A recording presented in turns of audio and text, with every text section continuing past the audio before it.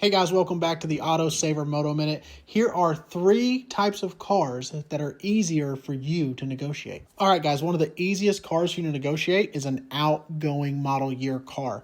For an example, right now there are a lot of 2025 model cars sitting on dealer lots, but there are also a lot of 2026 model cars of the same model sitting on dealer lots as well, and more are coming in as the year goes on and 2026 arrives.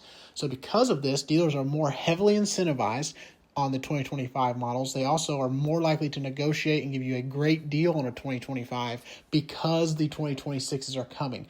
And a lot of people don't want to buy a 2025 when there's a 2026 sitting right next to it.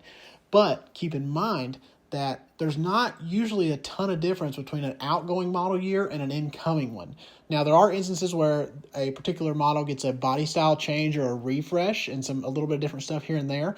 But either way, if you're looking to save money and get a nice new car for a lot less money, look at the outgoing model years. You're going to save thousands. Another car that is a lot easier for you to negotiate on is a car that is just simply not a popular model.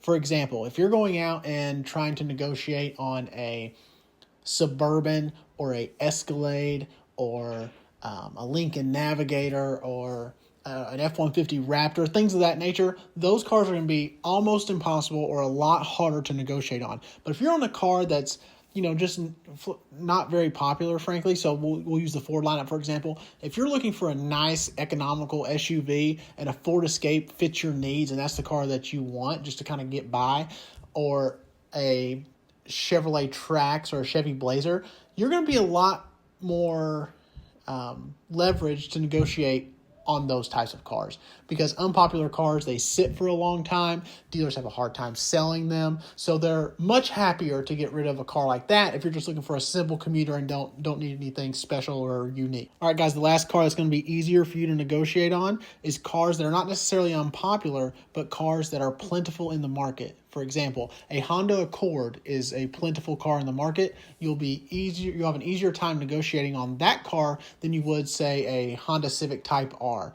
Another example of this would be a Chevrolet Silverado ZR2. That would be a very hard car to negotiate on, but a Chevrolet Silverado RST would have a lot more flexibility. Give you another example, an F-150 XLT. There's tons of these trucks everywhere, dealerships all over the place. That car is going to be a whole lot easier to negotiate on than a Ford Raptor or a Ford Bronco Raptor. All those specialty type cars, or even some of the higher end trim levels, are harder to get. A Cadillac Escalade, I'll give you an example. Escalades are sometimes negotiable, sometimes not, depending on the market. But an Escalade Premium Luxury, which is the trim level, is much more flexible negotiation than a Escalade V or even an Escalade Platinum Sport, because those higher end trim levels are more sought after, harder to get. So dealerships are a little less flexible sometimes on those types of vehicles. But as always, guys, remember, the best negotiation tool you have is education. Education is the best negotiation. So make sure you educate yourself on your trade value. Make sure you educate yourself on your finance options. Make sure you educate yourself on your vehicle that you're in the market for and what they're selling for. And there's a lot of great resources online to do so. And of course, as always, if you don't want to deal with any of this, you can hire me at autosaver.net to do the process for you. As always, guys, most importantly, thank you for watching the videos. I hope you liked the video. I hope you learned something. Please like and subscribe to Autosaver, AutoSavr, on all social media platforms such as YouTube, TikTok, Facebook, and Instagram. We appreciate your support. Thank you guys so much.